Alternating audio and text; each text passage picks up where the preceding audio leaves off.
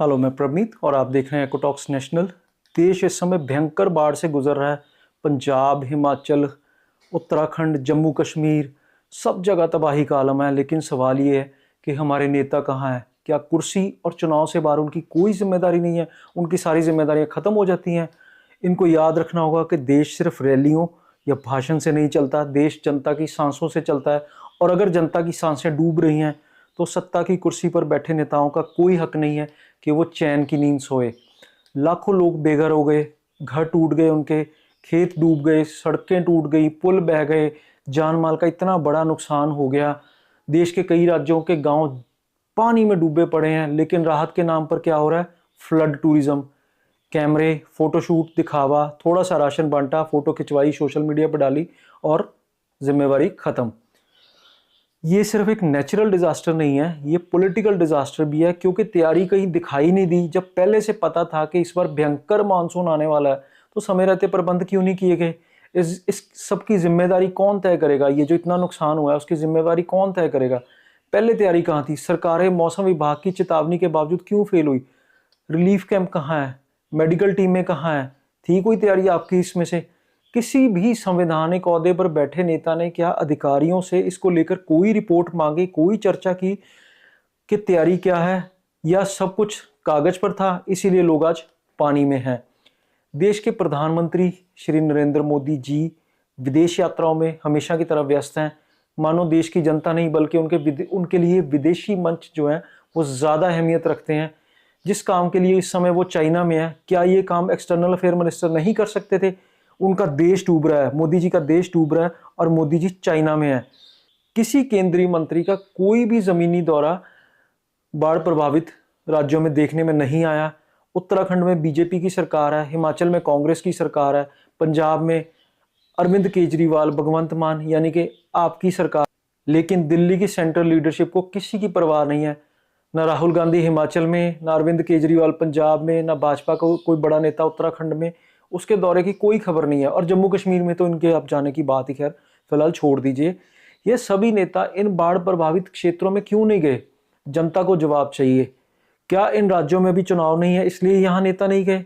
माना कि बिहार में वोट चोरी का मुद्दा बहुत अहम है, बहुत सीरियस, बहुत गंभीर मुद्दा है। पर जब लोग ही जिंदा नहीं रहेंगे तो बाद में आप लोग यहाँ क्या करने आओगे? जनता वोट देती है, टैक्स देती है और इस मुसीबत के टाइम पर भी वही जनता अकेली रह जाती है।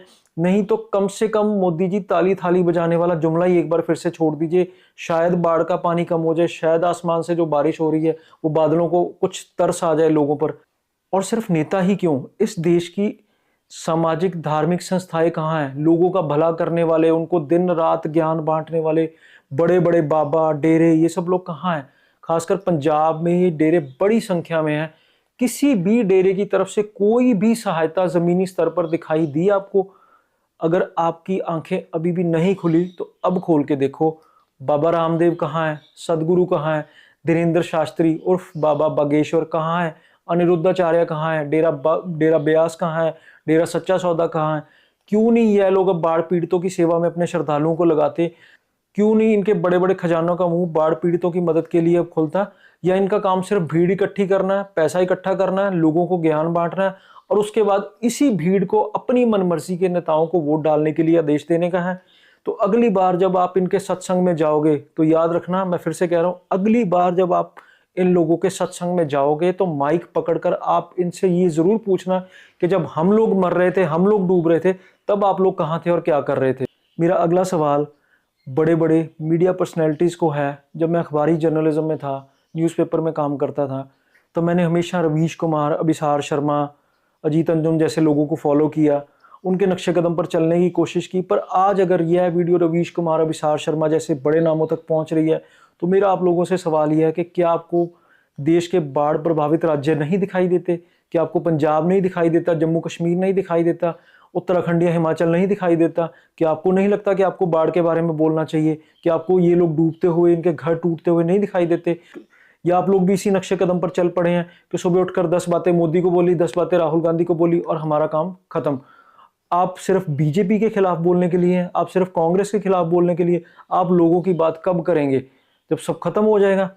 क्या आपका ये नैतिक फर्ज नहीं बनता कि आप इन बाढ़ प्रभावित राज्यों के नेताओं से सवाल करें कि वे लोग इस टाइम कहाँ हैं, और आज के समय में आज के इस अरविंद केजरीवाल को सवाल करने की हिम्मत आप लोगों में है कि पंजाब में जिस तरह से उन्होंने सरकार पर कब्जा करके वो अपनी मर्जी से सरकार चला रहे हैं, उसके बाद भी बाढ़ आने पर पंजाब से वो किस तरह से गायब हो गए, इसको लेकर आप अरविंद केजरीवाल से, आज के अरविंद केजरीवाल से सवाल कर सकते हैं। अब मैं आप लोगों से सीधी बात करता हूं, अगर आपको अपने ही दम पर जीना है, अपने ही दम पर संकट से लड़ना है, अपने ही दम पर मुसीबतों का सामना करना है, तो फिर इन नेताओं का, इन बाबाओं का, इन डेरों का आपने क्या करना है? अगर इनमें से कोई आपके हक की आवाज नहीं उठा सकता, आपकी हेल्प नहीं करने आ सकता, आपकी मदद नहीं करने आ सकता, तो आपने इनका क्या करना है? अपनी याददाश्त तेज रखना, अगली बार भूलना नहीं कि कौन मुसीबत के समय आपके साथ खड़ा है, कौन सिर्फ आपके साथ फोटो खिंचवाने आया था, और कौन सिर्फ फ्लड टूरिज्म करने आया था, या कौन इस समय आपकी तरफ देख तक नहीं रहा। अपना वोट सिर्फ जात, धर्म, प्रचार देखकर मत देना। विदेशी दौरे, चुनावी दौरे, सोशल मीडिया पर हाइप बनाने वालों के नाम पर फोटो खिंचवाने वालों से सावधान रहना, वरना फ्यूचर में भी इसी तरह की बाढ़ में डूबने के लिए पहले से तैयारी करके रखना। आप देख रहे थे इकोटॉक्स, मैं प्रभनीत।